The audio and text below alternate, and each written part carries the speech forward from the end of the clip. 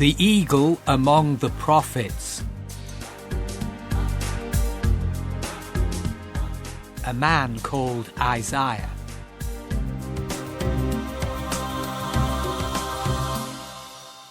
God's prophets were often sent on a daunting and sometimes dangerous mission. They were often dispatched at the 11th hour and tried to halt the people's headlong rush to destruction. And the prophet we're looking at, Isaiah, prophesied for over 40 years, knowing from the outset that his words would fall on deaf ears. But his timeless message is that a Messiah is coming, and he gives specific details regarding his identity. Isaiah presents us with two seemingly opposite prophecies of the coming Messiah, one as sovereign Lord, the other as suffering servant. What a paradox. The sovereign Lord enforces obedience. The servant will be obedient. The sovereign Lord will blot out injustice. The servant will suffer injustice. The sovereign Lord will come in power. The servant will not raise his voice. The sovereign Lord will fulfill the covenant promises. The servant will become a covenant. The sovereign Lord will be welcomed by Israel. The servant will be rejected by Israel. The sovereign Lord will win the allegiance of all mankind. The servant will be mocked and spat upon. The sovereign Lord will judge the earth. The suffering servant will not discard the smoking flax. What a mystery! Is this the same person? One looks a winner all the way through. The other looks a born loser. One looks so strong. The other seems very weak. So take your pick. Sovereign Lord or suffering servant? Now Isaiah chapter 55 verses 8 to 9 reads, "My thoughts are not your thoughts, neither are your ways my ways, declares the Lord. As the heavens are higher than the earth, so are my ways higher than your ways, and my thoughts than your thoughts." We have the advantage of hindsight, living in the 21st century. The prophet saw two distinct high peaks crowned by Messiah's coming, but he did not see the valley of time that separated them. The gap of the centuries was hidden from view. He saw the high peak of the first coming of Jesus Christ when he came as the suffering servant. And then he saw the second coming of Christ when he will return as sovereign Lord. The God who is revealed in all his glorious might and splendour in Isaiah is also the God of the Incarnation. Isaiah calls God the Holy One, the Redeemer, the Sovereign God, the Everlasting God. Such titles seem so apt and appropriate. Servant seems out of place. Here's the paradox. Servant may most fully reveal the glory and wonder of our God. This is our God, the servant king. His pathway of servanthood is followed at great personal cost. The ruler serves. The servant rules. The Lord is the servant. The servant is the Lord. Isaiah 42 verse 1. "Behold my servant, whom I uphold, my chosen one, in whom I delight." This is a unique unveiling. Behold my servant. Take a fresh look at him. God loves to show us his Son. My servant. What a description of God the Son. God is excited to show us more about his Son. Behold him. How can I behold him? By meditating. That's not a waste of time, you know. Behold him, whom I uphold. Jesus was upheld by angels. Do you remember in the wilderness with the wild beasts? And Mark 1 says, the angels ministered unto him. He was upheld in Gethsemane.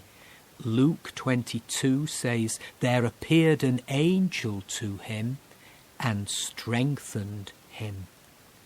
Oh, the devotion of this servant, the devotion he had for his master, such loyalty, such dedication, such commitment. Verse 2, he will not shout or cry out or raise his voice in the streets. Have you noticed there's no noise with God? How silently the wondrous gift is given. So God imparts to human hearts the blessings of his heaven. No ear can hear his coming, yet in this world of sin, where meek souls will receive him still, the dear Christ enters in. God is not loud and noisy. You might see a most glorious golden sunrise, and it's all done in silence. Jesus was not attention-seeking. Humility, not forcefulness and self-assertion, will identify the Messiah when he comes. And then in verse 3, a bruised reed he will not break. It's easy to overlook bruised reeds. Reeds were used for flutes or paper or measuring rods in Old Testament times. But how much attention do we pay to bruised reeds? They're pushed on one side contemptuously, outlive their usefulness. But what great purposes God has for that bruised one. Peter, and he can be forgiven, restored and re-engaged in the service of God. Mark, who goes home from a missionary journey, but later the great missionary Paul says, bring him, he's useful to me. Gladys Aylward, a bruised reed, rejected by missionary societies, but she knew God had called her, and so she went overland to China, and she did a great work for God there, and led the children over the mountains down to the Yellow River. Bruised reeds are not written off in the economy of God. Jesus will strengthen a bruised reed to become a cedar in the courts of his God. Deal gently with the failing ones. He will not casually snap or discard the worthless, nor should we. Galatians chapter 6 verse 1, brothers, if someone is caught in a sin, you who are spiritual should restore him gently. Verse 3, and a smouldering wick he will not snuff out. He will not put out a flickering lamp. Dimly burning life can leap into flame again and burn with inextinguishable blaze. Jesus never gives anyone a sense of guilt because of limited physical strength or inabilities. He will not falter. And it's the same word as the word previously translated smouldering. He will not be discouraged. And it's the same word as was formerly translated bruised. The persistence of the Lord's servant is amazing. Such patience and long-suffering, such constancy, what a pattern for us. My servant in Isaiah also refers to the Lord's people, Israel. Isaiah 41, verses 8 to 9. But you, O Israel, my servant, Jacob, whom I have chosen, you descendants of Abraham, my friend, I took you from the ends of the earth, from its farthest corners I called you. I said, you are my servant. I have chosen you and have not rejected you. Are you serving God with ardour and zeal, fellow believer? Here are 3 quick prayers to secure God's help. The first is a prayer of John Wesley. Lord, cure me of my intermittent piety and make me consistent. Lord, make my religion to be my regular diet and not medicine which I take as may be necessary. Secondly, Geoffrey Anquetel stood at Kennedy. He taught in 1905 to 1907 at Caldy Grange Grammar School on Wirral. He's better known as Woodbine Willie, the padre in the First World War, awarded the Military Cross. And here was one of his prayers, deliver us from cant.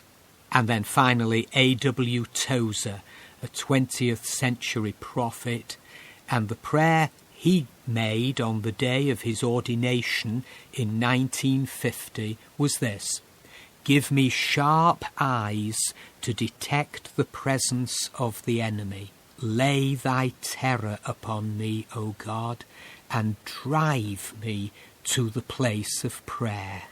Deliver me from overeating and late sleeping.